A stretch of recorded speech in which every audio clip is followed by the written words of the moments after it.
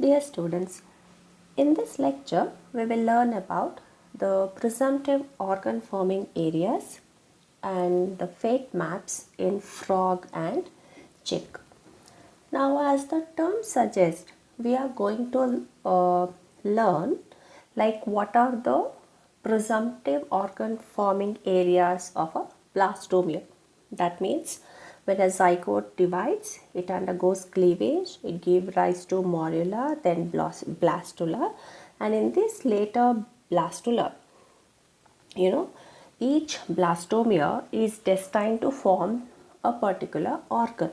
So, what organ it is going to form in its future, what is the presumptive fate of that blastomere, is what we are going to learn in this lecture. I am Dr. Lata, Assistant Professor, Department of Zoology, Maharani Science College for Women, Bangalore. Now, if you look at this diagram, now here if you consider this is a developing zygote, here different regions has been marked in different colors. Like for example, the upper dorsal surface towards the animal pole, if it is labeled as epidermis, that means the particular region of the embryo is going to form the future epidermis of that organism. And then below that you find the neural region. That means the blastomeres that are present in that particular region will give rise to the nervous system, the future nervous system of the developing embryo. And then comes the notochordal region. Then comes the somite. That is, from these blastomeres, somites are going to differentiate. So this is a future somite forming blastomere of this zygote. Okay, so likewise you also, like this is with respect to the chick. In chick, what happens, you have this formation of epiblast and hypoblast. When the cells get delaminated, you have this formation of two layers, epiblast and the hypoblast, and then it has a cavity called as blastocele, and then the subgerminal cavity, and below which lies the yolk. So when you try to map, like in this epiblast, there are different regions that in fact coincide to form the presumptive epidermal ectoderm, the notochordal region, the mesodermal area, and the one which give rise to the somite, extra embryonic mesoderm and all that. So that you can differentiate in this epiblast, and different region of this epiblast correspond to a particular organ forming areas. Okay, so this is what we are going to learn in detail. So now let's begin. First, let us understand what these fate maps are.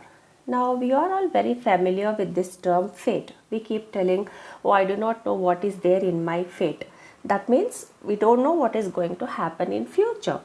But here, fate map means here this gives us the information about regions of the blastula that will give rise to future cells and tissues of the embryo. So when there are many blastomeres in this dividing zygote, what each blastomere is going to form is what we are going to mark in this fate maps. So it's a kind of representation. Now what is the use of studying this fate map? Once you mark or once you prepare a fate map of an embryo, you can easily understand the complex morphogenetic movements involved in the process of gastrulation. Because we all know that the process of gastrulation is all about rearrangement of cells, wherein blastula is a single layer blastula with a blastocele, and once it undergoes this process of gastrulation, at the end you have the arrangement of three germ layers, the ectoderm, the mesoderm and the endoderm. So here when the cells move on, then you can make out like which part of which blastomere has gone where, and if it has gone to the ectoderm, that means it is going to form some epidermal structures. If it comes and aligns in the endodermal region, that means it's going to form some the endodermal derivatives like the gut or the lining of the intestine or something like that, so by this we can make out what a blastomere is going to form in the future embryo. So you can define fate map as a diagrammatic representation of the prospective fate of each part of an embryo at an early stage of development. I hope this definition is clear to you. Fate map is a diagrammatic representation of the prospective fate of each part of an embryo at an early stage of development. Now, how can you do some marking on a developing zygote? Because if you alter it or if you try to manipulate that, the growth may get stopped. The zygote may not continue the process of development. So here we have to be very careful. We have to achieve our goal, but then we should not disturb the growth of the embryo. So in nature, by itself, in case of certain eggs, there will be natural markings, like some cells or some blastomeres will be pigmented, some will be plain. So by following that process, you can clearly make out what these pigmented cells will give rise in the future embryo. That is one thing.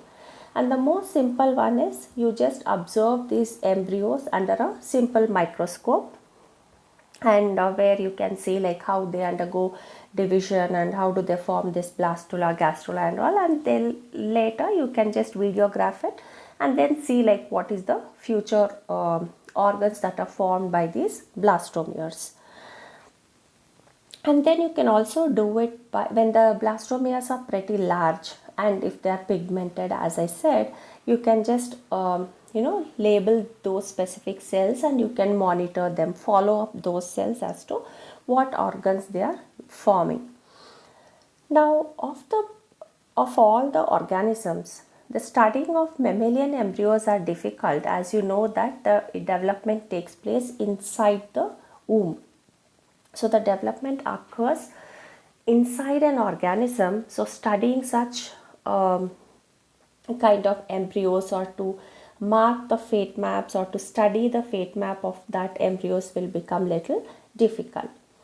Now when we say that fate maps can be drawn or represented like this, then if you are choosing some marker, for example you are taking some dye as a marker for a particular blastomere, how this marker should be.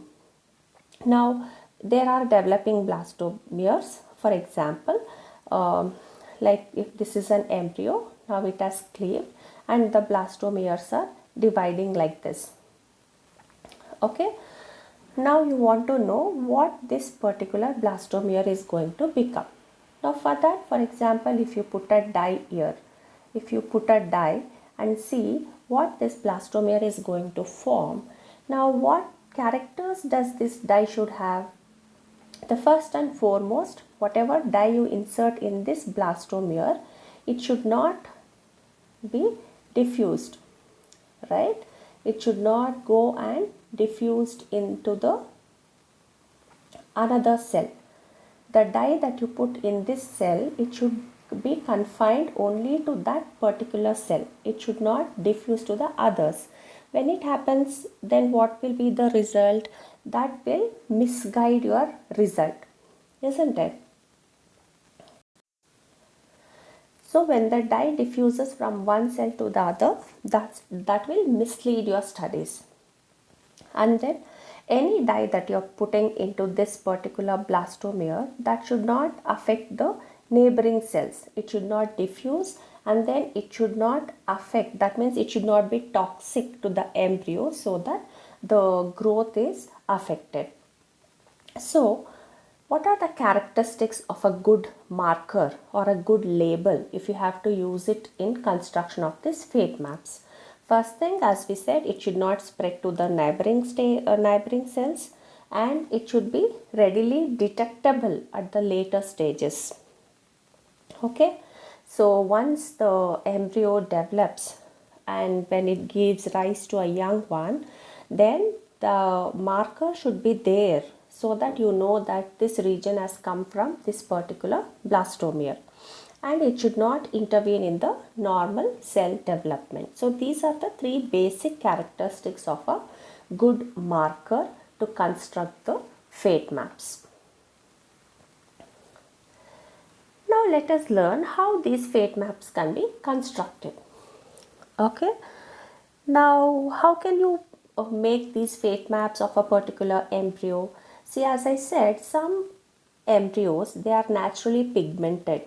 Okay, they will have a colored cytoplasm, and hence when they divides, the blastomeres will be pigmented, as you see in case of the fertilized eggs of ascidians, like tunicates, like in C squared and Cynthia, etc. So E. Conklin in 1905, he was the first one who tried to map the fate map of a developing blastomere. Now what he did, he followed the fate of each blastomere, and why he chose this tunicates embryo is because that was naturally pigmented. As you see in the picture, certain blastomeres are grey and few are pigmented with yellow color cytoplasm. So that can be easily traced down as to what that particular blastomere is going to form in a developed one, isn't it? So here he followed the fate of each blastomere. Because the cells here contain the cells that contain clear cytoplasm, they form the ectoderm, whereas the one which is dark and grey and yolky, they form the endoderm, and the light grey cells, they gave rise to the notochord and the neural plate, and the yellow colored blastomeres, they form the mesoderm. Now if you observe this picture carefully, you can see here, this is how Edwin Conklin, he mapped the fate of early cells of this tunicate, that is Stiella partita, that is Cynthia. Now using the fact that in these embryos, many of the cells are identified by their different colored cytoplasm. I hope you can make out these differences. Now this is yellow, these are little grey, and here they are light grey in color, and some are rich in yolk. So there are totally 8 blastomeres, 4 above and 4 below. So here the yellow cytoplasm marks the cells that form the trunk muscles. Look at these yellow ones, look at these how they are formed, and see here where they have come and settled. Okay.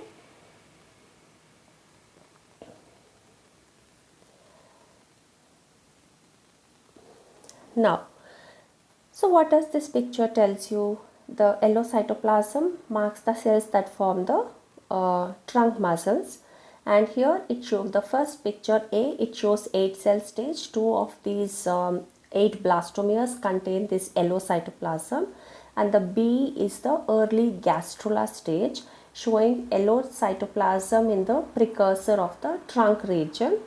And then in C, in the early larval stage, it shows the yellow cytoplasm in the newly formed trunk muscles.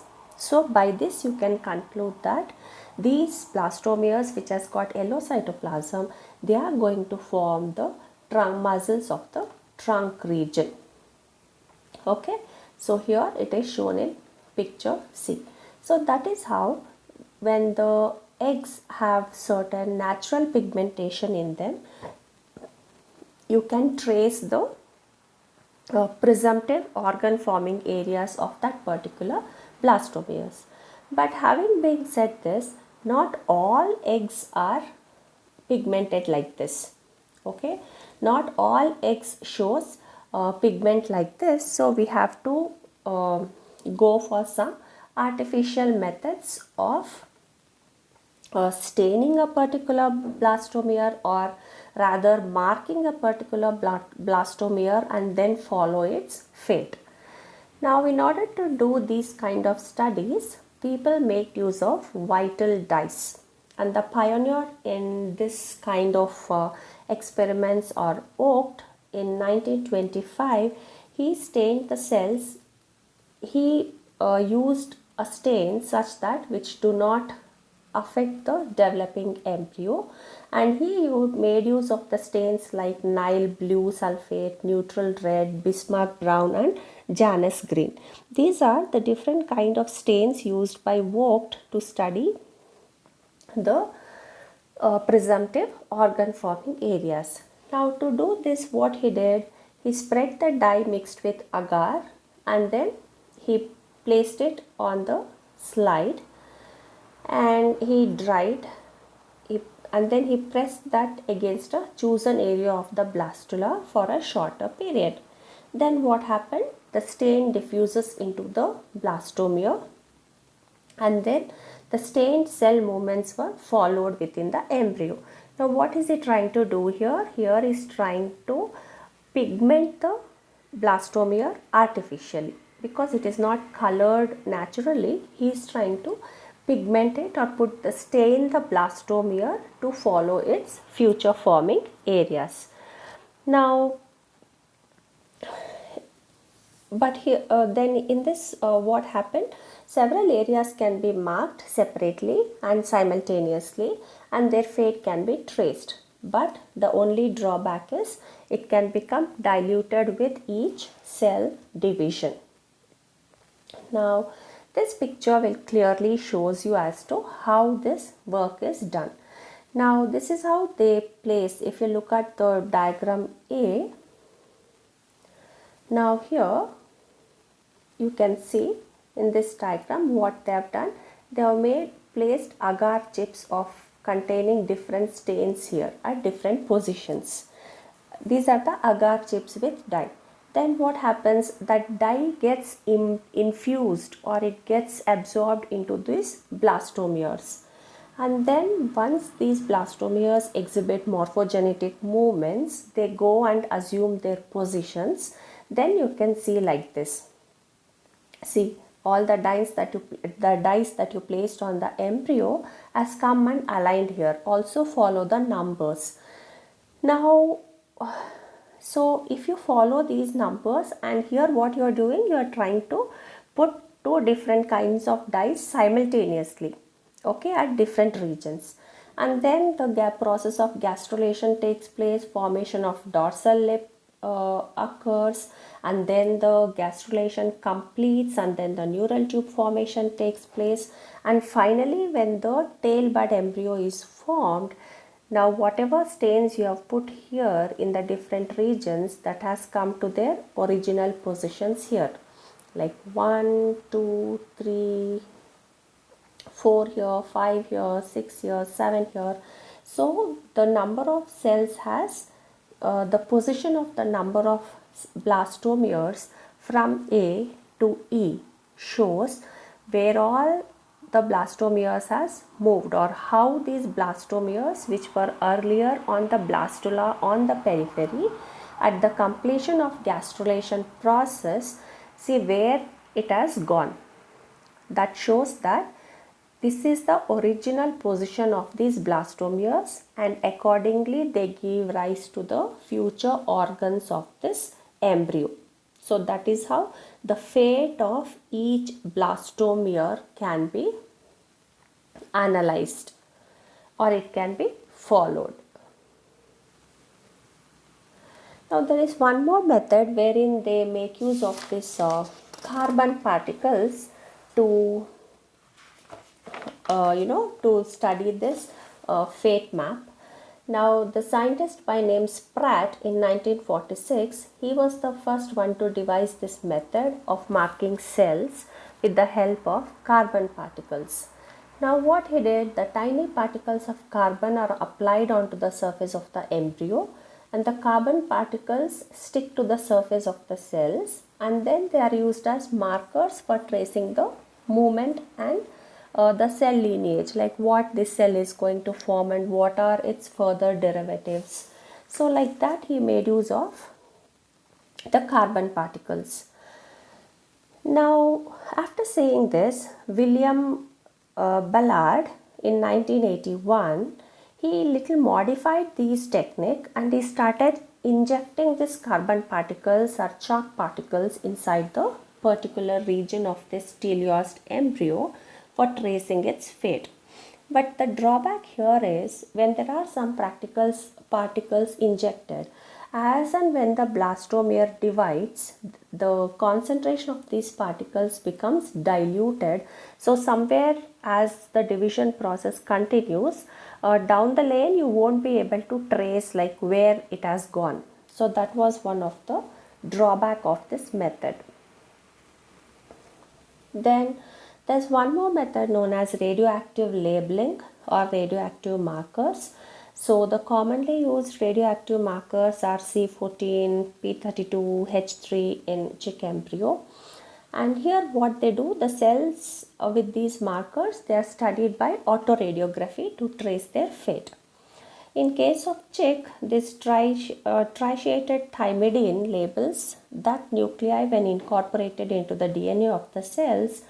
A region of interest is cut from the host embryo and replaced by the radioactive graft from donor embryo, so that can be traced using autoradiography. But then the major limitation of this is, as we said earlier, it becomes diluted with each cell division, and then exposure to radioactivity may also harm the development process of the embryo. So in addition to this, you have some histochemical stains that can be used to see how these blastomeres can form what organs in this future forming embryo. For example, enzyme horseradish peroxidase, that is HRP stains. They are also used to stain a particular blastomere, and then you can follow the future of these blastomeres. And the most recent one that people are working on is the use of fluorescent dyes. Now these fluorescent dyes, when they are conjugated to a large metabolically inert carrier molecules that will not cross the cell membranes or pass through the gap junctions, when they micro injected into one or more cell, all descendants of that injected cell are labeled distinctly under a fluorescent microscope. Now why you have to conjugate it with a metabolically inert carrier? We don't want any active carriers that can go and diffuse to all the surrounding cells, isn't it? That is not our goal. We just want to see what that particular blastomere is going to become. So we want something which is inert, which do not move or which do not cross the cell membranes. So here the fluorescently labeled dextran, that is fluorescent dextran amine and rhodamine dextran amine, they are the most commonly used fluorescent labels. And you also have this fluorescent carbocyanine dyes, which are used in this kind of experiments. And you also have this micro injection of stable mRNA encoding fluorescent proteins, they have found that these mRNA kind of fluorescent proteins are the long lasting labels, and that can be traced to a till later development of a particular zygote. Now if you look at this picture, here I have a picture of the fate mapping using a fluorescent dye. Can you see the green color one? This is an embryo of a zebrafish, and this embryo is injected with the fluorescent dye, which is in green color. So in figure A, you can see that it is localized within one or two blastomeres, and in figure B, you can see that these are the blastomeres which are going to form the nervous system, hence they come and form the neural tube region. Okay, so now where the dye has gone from this to concentrated point of that green color dye, now here if you are seeing that green color being diffused to all the blastomeres that are going to form the future nervous system, that means the nervous system is derived from these two blastomeres.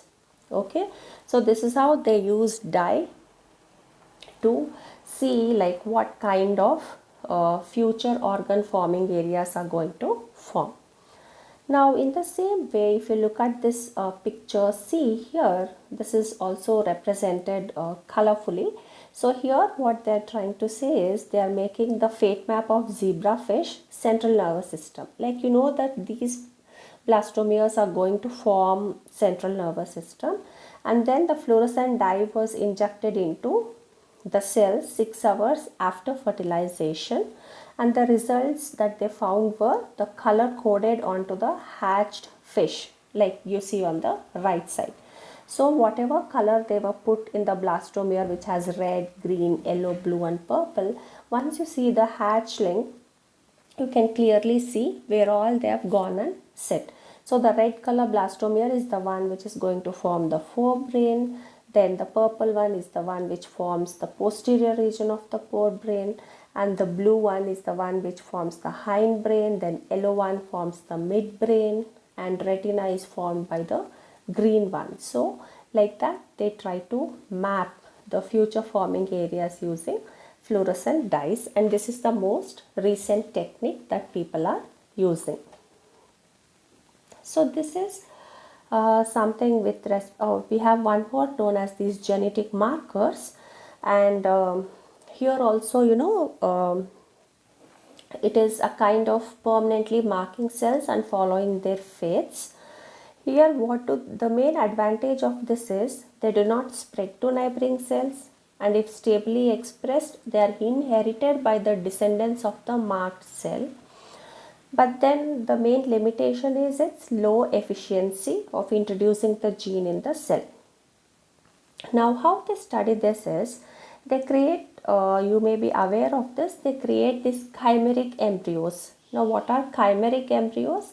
It's an embryo of an animal having two different genetic combination. Okay, not the paternal and the maternal.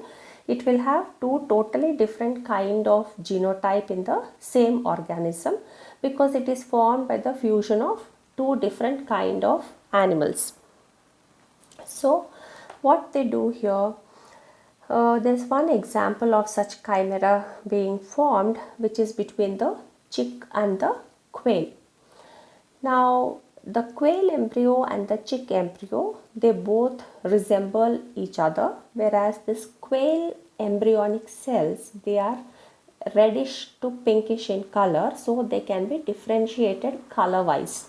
Okay, whereas the cells of the chick embryo, they are not pigmented. So what they do in this chimera, if you look at this picture A, they graft a portion of this quail embryonic tissue, which is red in color, onto the chick embryo. And then as and when it imbibes into the chick embryo and it differentiates, you can see that the differentiated region of the chick, it is all showing dark red color pigmentation.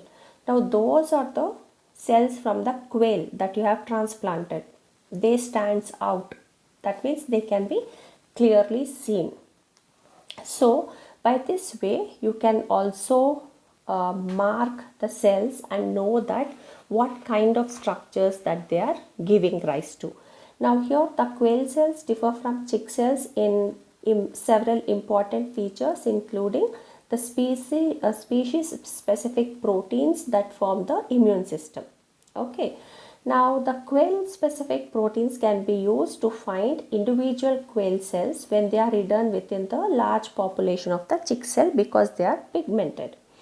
Now by seeing where these cells migrate, the fine structure maps of the chick brain and skeletal system have been produced. The main logic behind this is the quail cells merge with the chick cells, giving rise to chimeras, and they do not harm the progress of cell differentiation in case of chick, but at the same time it gives us a clear picture as to how these cells are differentiating.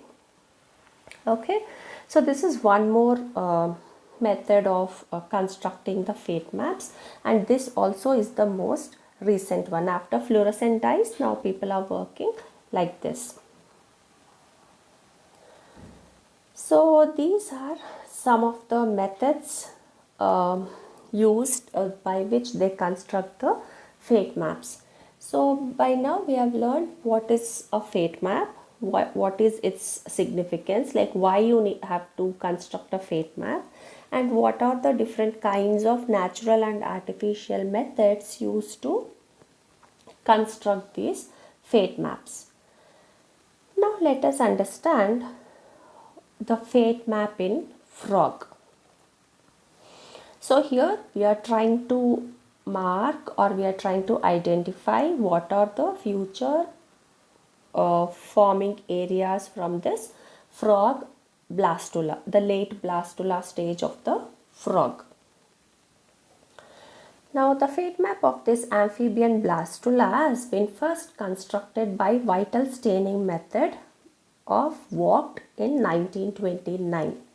According to the fate map, the surface of the amphibian blastula, the surface of this amphibian blastula can be divided into three major zones. One is presumptive ectoderm, that is the future ectoderm forming region of the blastula. Similarly, presumptive mesoderm and presumptive endoderm. Now let us understand looking at this picture.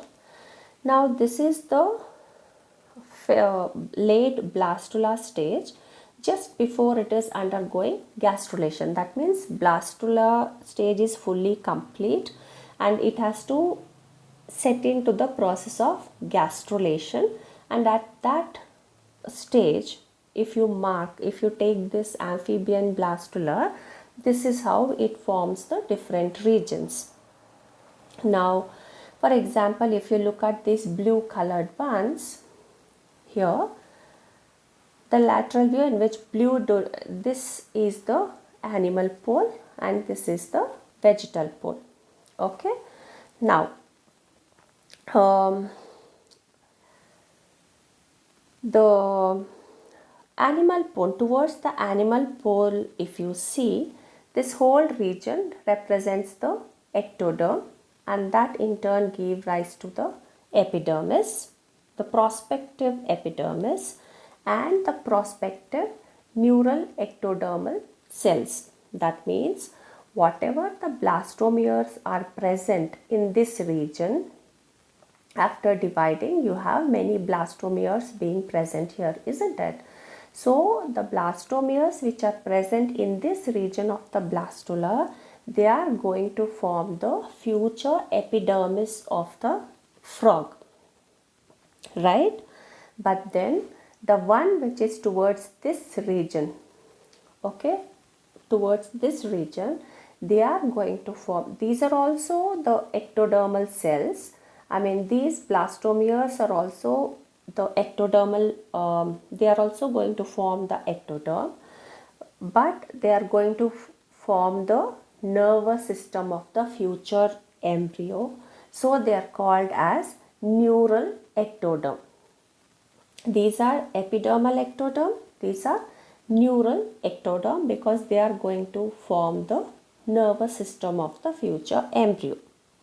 Whereas the ones which are yellow in color, which is the prospective endodermal cells, this portion of the blastula which is yellow in color, because they'll have rich yolk also, and they will be larger in size, so they are the macromeres. And this endoderm, this is going to form the prospective endodermal cells, which forms the lining of the gut, or that give rise to the primitive gut and others. Whereas if you look at this this center region of, okay, if you look at this middle portion here in between the ectoderm and the endoderm, you have this zone known as marginal zone, or it is also known as gray crescent. Okay, it is also known as gray crescent. Now from this gray crescent or this marginal zone, the mesoderm differentiates. Okay, So from this marginal zone you have mesoderm being formed, and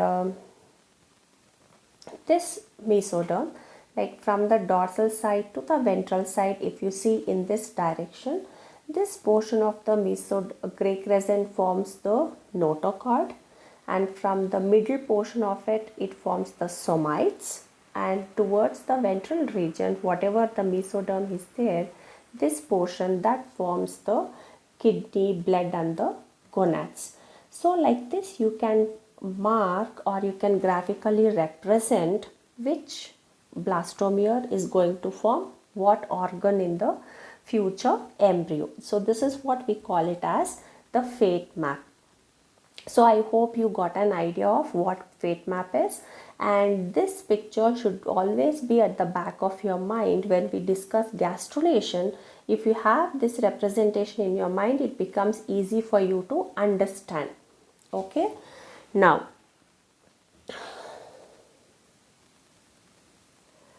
let us concentrate on those three regions of the frog's blastula. Which one? We said presumptive ectodermal area, presumptive mesodermal area and the presumptive endoderm area. Now this diagram is what you have to learn for your exam also. So you have to draw this, at least the diagram A, if you are asked to write about fate map of frog. Now, what is the presumptive ectoderm forming area? The pigmented area around the animal pole, like we said, the area which forms the epidermis, and this area which forms the epidermis, and the one which forms the nervous system, which is the neural ectoderm. They are the presumptive ectoderm forming areas of the frog. Whereas, what do you find in the presumptive mesodermal area? Now beneath this presumptive ectoderm, there is an area which is belt-like, and we said that as a marginal zone, and that is also called as gray crescent. Now this region develops into the presumptive mesodermal cells. So the patterning of mesoderm along this dorsal and the ventral axis, if you take along this axis, that give rise to the cauda mesoderm, that is this portion of the mesoderm is called as cauda mesoderm, and that give rise to notochord, okay, which is formed above the foregut, and the middle portion of this, it give rise to somites, which are present on both sides of this notochordal area. And then the ventrolateral part, that is this portion of the mesoderm, that gives rise to the circulatory system, the kidneys and the gonads also. Okay, so this is the future presumptive organ forming areas of the mesoderm. I hope it is clear to you. And then presumptive endodermal area. Now the this endoderm area is rich in yolk. As I said, this portion of the embryo, that is rich in yolk, okay, and it is non-pigmented, and which is towards the vegetal pole. And it is this region which forms the prospective endoderm, and that gives rise to the midgut and the hindgut. So this yolk provides nutrition till this stage of blastula is formed, wherein that provides nutrition for this cleaving zygote. So all the yolk that is there in the egg is used up during this process of development. So this tells about the fate map of frog. If you are asked to write about fate map of frog, this diagram is compulsory, and you will write all the three regions of this blastula of a frog: the presumptive ectodermal area, what it is going to form; presumptive mesoderm area, what are its derivatives; and presumptive endoderm area. Moving on, when you talk about the fate map of chick, So when we talk about the fate map of Chick, these fate maps can be constructed either by using artificial stains or carbon particles or radioactive thymidine. And here the fate mapping is not that easy as you see in frog, because it has large amount of yolk and the blastodisc is very small and the cleavage and development is confined to that blastodisc. So here you will have the formation of epiblast and the hypoblast of area pellucida, which will have different fates in the course of embryonic development. And the fate maps prepared by the use of tritiated thymidine will show these following structures. Now the center of area pellucida, it lies a small area destined to produce notochord, and that is the center of this blastula. And then the posterior to it, in the median plane, it's found an elongated oval area of presumptive endoderm which will form the gut. You will understand it better when I show you the picture. This is the representation of fate map of Chick, wherein the area pellucid, the area opaca, which forms the extraembryonic membranes, and here you have this region forming epidermal ectoderm, and then from this portion you have the formation of neural ectoderm. Then this striated ones where they are marked with lines, you get the notochordal mesoderm, and then from here you get the somatic mesoderm. Then this is the region which forms the lateral mesoderm and the precaudal mesoderm. So the same thing when you take in a section, like you can see like this is the epiblast, this is the hypoblast, and in this epiblast you can mark all these region which corresponds to the same. You can just observe the diagram which is marked the same way as it is represented. Now to put it simpler, if you practice this diagram, this will help you a lot to learn the fate map of Chick. Now the outer area is the extraembryonic ectoderm, then forms the embryonic epidermis, then you have the region of blastomeres forming neural plate, and at the center you find the notochord. On either side of the notochord, this is the center notochordal region. On either side of the notochordal region you have head mesoderm, then you have the blastomeres that forms the somites, and then you have the one which give rise to yolk sac, and this is the lateral plate mesoderm, and then this is extraembryonic mesoderm. So let us learn what are the different organ forming areas of this Chick embryo. So here towards the posterior edge of this area pellucida, you find this extraembryonic endoderm which will form the lining of the yolk sac. To the right and left of the presumptive notochord, here notochord is this, and you have to focus from here onwards. So from to the right and left of this notochord and endoderm, and posterior to this extraembryonic endoderm, you find various structures or various subdivisions of the presumptive mesoderm. That is, you have this precaudal plate or the head mesoderm. Here these two are the head mesoderm. Then you have the mesoderm which give rise to the somites on either side. I'll mark it on only one side so that you can correspond it to the other and see. And then you have lateral plate mesoderm. Then you have this lateral plate mesoderm from here till here, lateral plate mesoderm, and the extraembryonic mesoderm which are formed by these blastomeres. Whereas towards the anterior half of the epiblast is the presumptive towards the anterior half of the epiblast is the presumptive ectoderm containing central presumptive neural plate area, and anterior to it is the presumptive embryonic epidermis, and outer to it in the form of complete ring is the extraembryonic ectoderm.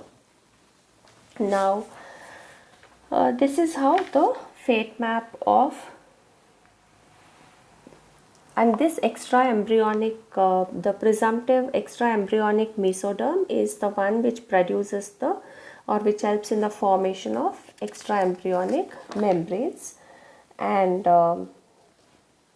yeah, the notochordal region give rise to the notochord, the somoid region give rise to the musculature, the neural plate that give rise to the central nervous system and the sense organs, and the presumptive epidermal ectoderm that give rise to the skin and its derivatives. So this is how the fate map of chick is formed.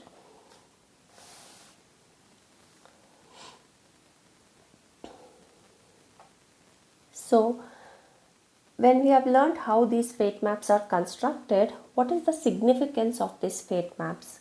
The fate map of organism is helpful in tracing the morphogenetic movements of the cells and their ultimate position that they take up.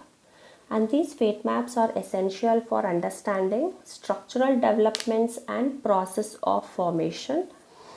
And they also, these fate mapping technologies allow embryologists to follow an individual cell morphogenesis, which has led to the ability to manipulate the organisms through development. And by doing this, what happens? We can, by intervening during this embryological development, that may make room for the advances in preventive medicine and stem cell research. So these are some of the advantages or significance of fate maps. So I hope this concept is clear to you. These are the books that were referred to pull in the contents. Here are some questions for you. Vital dye method to study fate map was prepared by Vogt, and this is the very significant step that he has done, because that was the first attempt done to study or know what these blastomeres are going to form, and because of that it has given us more knowledge about the process of development.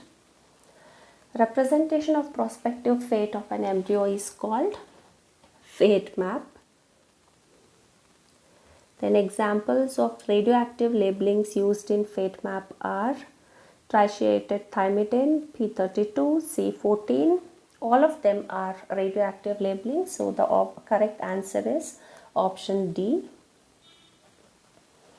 The presumptive organ forming areas of Gray crescent includes notochordal region, precaudal plate, both or none.